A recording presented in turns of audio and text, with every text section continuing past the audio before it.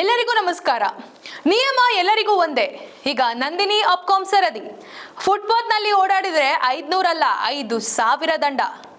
ಸರ್ಕಾರಿ ಸ್ವಾಮ್ಯದ ಅಂಗಡಿ ಮುಟ್ಟುತ್ತಿಲ್ಲ ಎಂದವರಿಗೆ ಜಿಬಿಎ ಉತ್ತರ.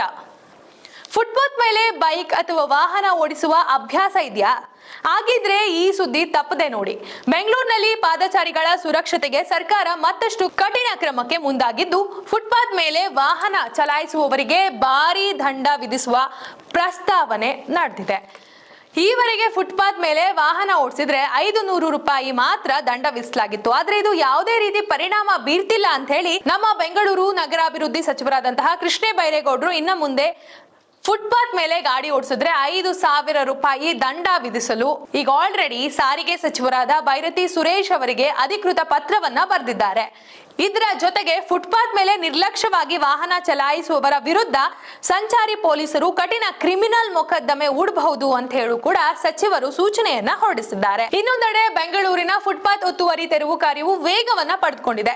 ನಗರದಲ್ಲಿರುವ ಸುಮಾರು 1,500 ಕಿಲೋಮೀಟರ್ ಪಾದಚಾರಿ ಮಾರ್ಗಗಳನ್ನ ಒತ್ತುವರಿಯಿಂದ ಮುಕ್ತಿಗೊಳಿಸುವ ಗುರಿ ಜಿಬಿಎ ಸರ್ಕಾರದ್ದಾಗಿದೆ. ಈಗಾಗಲೇ 500 ಕಿಲೋಮೀಟರ್ ವರೆಗೆ ಫುಟ್ಪಾತ್ ಅನ್ನ ತೆರವು ಸಹ ಮಾಡಲಾಗಿದೆ.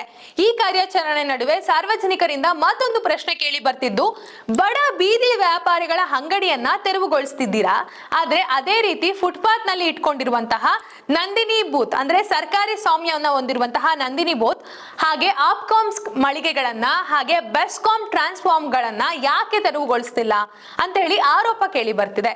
ಈ ಬಗ್ಗೆ ಪ್ರತಿಕ್ರಿಯಿಸಿದ ಜಿಬಿಎ ಮುಖ್ಯ ಇಂಜಿನಿಯರ್ ಆದಂತಹ ಬಸವರಾಜ್ ಕಬಾಡೆ ಅವರು, ನಿಯಮ ಎಲ್ರಿಗೂ ಒಂದೇ. ಫುಟ್ಪಾತ್ ಮೇಲಿರುವಂತಹ ಸರ್ಕಾರಿ ಸ್ವಾಮ್ಯದ ಮಳಿಗೆಗಳಿಗೂ ಅದೇ ರೀತಿ ಅಪಾಯಕಾರಿಯಾದಂತಹ ಟ್ರಾನ್ಸ್ಫಾರ್ಮ್ ಗಳನ್ನು ಕೂಡ ತೆರವುಗೊಳಿಸಲು ಈಗಾಗಲೇ ಸಂಬಂಧಪಟ್ಟ ಇಲಾಖೆಗಳಿಗೆ ನಾವು ಮನವಿಯನ್ನ ಸಲ್ಲಿಸಿದ್ದೇವೆ ಅಂತ ಹೇಳಿ ಮಾಹಿತಿಯನ್ನ ಕೊಟ್ಟಿದ್ದಾರೆ. ಒಟ್ಟಿನಲ್ಲಿ ಪಾದಚಾರಿಗಳಿಗೆ ಸುರಕ್ಷಿತ ಮತ್ತು ಅಡೆತಡೆ ರಹಿತ ಫುಟ್ಪಾತ್ ಕಲ್ಪಿಸುವ ಉದ್ದೇಶದಿಂದ ಸರ್ಕಾರ ದಂಡ ಹೆಚ್ಚಳದ ಜೊತೆಗೆ ಒತ್ತುವರಿ ತೆರವು ಕಾರ್ಯವನ್ನು ಇನ್ನಷ್ಟು ಕಠಿಣಕ್ಕೆ ಮುಂದುವರಿಸಿದೆ. ಇದೇ ರೀತಿ ಮುಂದುವರಿತು ಅಂತ ಹೇಳಿದ್ರೆ ಫುಟ್ಪಾತ್ ಈಗ ಸಾರ್ವಜನಿಕರ ಸ್ವತ್ತಾಗೋದ್ರಲ್ಲಿ ಯಾವುದೇ ಸಂಶಯ ಇಲ್ಲ. ಹಾಗೆ ಇನ್ನೊಂದು ಜನರ ಪ್ರಶ್ನೆ ಏನಪ್ಪಾ ಅಂತ ಹೇಳಿದ್ರೆ, ಎಷ್ಟೊಂದು ಕಡೆ ಫುಟ್ಪಾತ್ ಸಹ ಸರಿಯಾಗಿಲ್ಲ. ಮೊದಲು ಫುಟ್ಪಾತ್ ತೆರವು ಮಾಡಿದ ನಂತರ ಆ ಫುಟ್ಪಾತ್ ಅನ್ನ ಸರಿಯಾಗಿ ಅಂದ್ರೆ ಕಾಮಗಾರಿ ಸರಿಯಾಗಿ ಮಾಡಿ ಜನರಿಗೆ ಓಡಾಡೋದಕ್ಕೆ ಅನುಕೂಲವಾಗಿ ಮಾಡಿಕೊಟ್ರೆ ಜನರು ಸಹ ಇನ್ನ ಸುರಕ್ಷಿತವಾಗಿ ನಡೀತಾರೆ ಅಂತ ಹೇಳಿದ್ರೆ ತಪ್ಪಾಗೋದಿಲ್ಲ ಅಂತಾನೆ ಅನ್ಸುತ್ತೆ. ಇದಾಗಿತ್ತು ಇವತ್ತಿನ ಮಾಹಿತಿ. ಮತ್ತಷ್ಟು ಅಪ್ಡೇಟ್ಗಳಿಗಾಗಿ ನಮ್ಮ ಪ್ರಜಾಕಿರಣ ವಾಹಿನಿಯನ್ನ ಸಬ್ಸ್ಕ್ರೈಬ್ ಮಾಡಿ, ಫಾಲೋ ಮಾಡಿ ಹಾಗೆ ಕಮೆಂಟ್ ಮಾಡಿ. ಧನ್ಯವಾದ.